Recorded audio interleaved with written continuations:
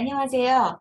이번 강의에서는 첫 수업 시에 해야 할 5가지 항목 중에서 가장 첫 번째에 해당되는 강사 소개하는 방법에 대해서 자세하게 알아보도록 하겠습니다.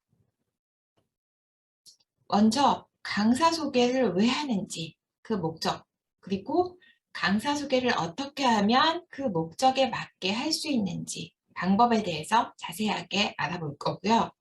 그리고 두 번째로는 강사 소개 예시를 보여드릴 거예요. 그리고 마지막으로는 여러분들도 꼭 한번 강사 소개를 준비하셔서 시연해 보시기 바랍니다.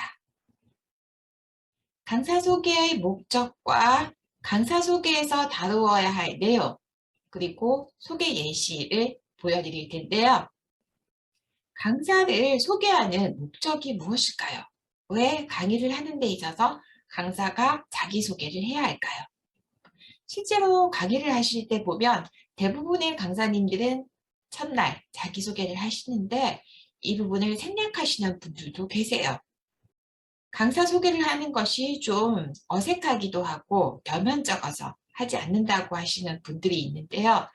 이 부분은 여러분들이 학습자들의 입장에서 생각하셨을 때 꼭 필요한 단계이기 때문에 빠뜨리지 말고 꼭 해주셨으면 감사하겠습니다. 그러면 강사를 소개했었을 때 좋은 점은 무엇일까요? 강사를 소개하기 전에는 강사와 학습자는 모르는 사이예요. 서로 알지 못하는 사이. 그런데 서로를 소개함으로 인해서 이제 아는 사이가 되는 거죠. 강사가 이름이 무엇이고, 그리고 직업이 무엇이고, 태어나서 자란 곳은 어떤 것이고, 그런 얘기를 들으면서 신뢰감도 생기고 심리적으로 친근감을 느끼게 됩니다. 그리고 또한 강사로서 적합한 경력을 가지고 있다. 그리고 적합한 학력과 자격을 갖추고 있다는 것을 알게 됨으로써 강사를 충분히 신뢰하게 됩니다. 이렇게 신뢰감이 형성되어야지 학습자들은 강사가 하는 말을 100% 믿고 따를 수 있고요. 그리고 강사가 표현하는 방법들을 적극적으로 외우고 그리고 회화에도 잘 참여할 수 있습니다.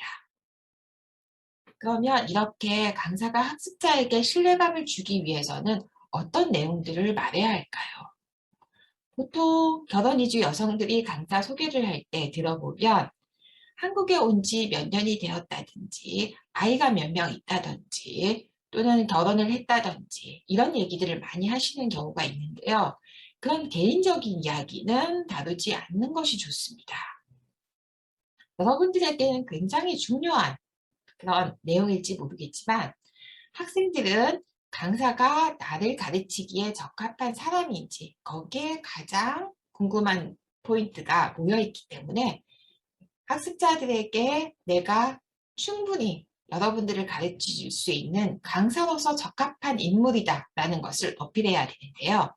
그러기 위해서는 가장 먼저 다루어야 할 내용은 본인의 이름과 직업입니다. 그리고 학력과 경력, 마지막으로 수업 방식, 그리고 내가 어떤 식으로 수업을 할 것이다, 어떤 마음가짐으로 수업을 할 것이다, 이런 태도를 함께 얘기해주면 좋겠습니다. 가장 먼저 이름과 직업을 얘기하게 되는데요. 예를 들면, 안녕하세요. 오늘부터 여러분들과 3개월 동안 일본어를 함께 공부할 일본어 강사 이해숙입니다. 이렇게 분명하게 직업과 이름을 소개해주면 좋습니다. 이름은 외국인인 경우는 듣고 좀 어려울 수 있기 때문에 이름은 칠판에 적어주시는 것이 좋겠죠. 그리고 한 글자 또박또박 얘기해주는 것도 좋겠습니다. 특히 원어민 선생님 같은 경우는 이름이 학습자들이 듣기에는 굉장히 낯설고 어려워요. 그래서 반드시 칠판에 판서를 해주시면 감사하겠습니다. 그 다음에는 학력과 경력을 얘기하게 되는데요. 학력을 얘기할 때는 반드시 학교를 얘기한다기보다는 해당 외국어를 어떻게 익혔는지에 대한 얘기를 알려주시면 좋겠습니다. 한국인인 경우는 학교에서, 대학에서 익혔다 라든지 유학을 가게 되었다 라는 얘기를 해주시는 것도 좋고요. 만약에 한국인이 아닌 경우, 외국인인 경우에는 여러분들이 어디에서 태어나고 어디에서 자라서 충분히 표준어를 사용할 수 있다라는 부분을 강조해 주시면 좋겠습니다. 그리고 경력을 얘기하시게 되는데요. 티칭 경력이 있으시면 티칭 경력을 제일 먼저 소개하는 것이 좋아요. 물론 내가 강사로 갔기 때문에 티칭 경력을 먼저 소개하고요. 만약에 통번역사로서 자기를 소개한다라고 하면 통번역 경력이 제일 먼저 소개되어야 되겠죠.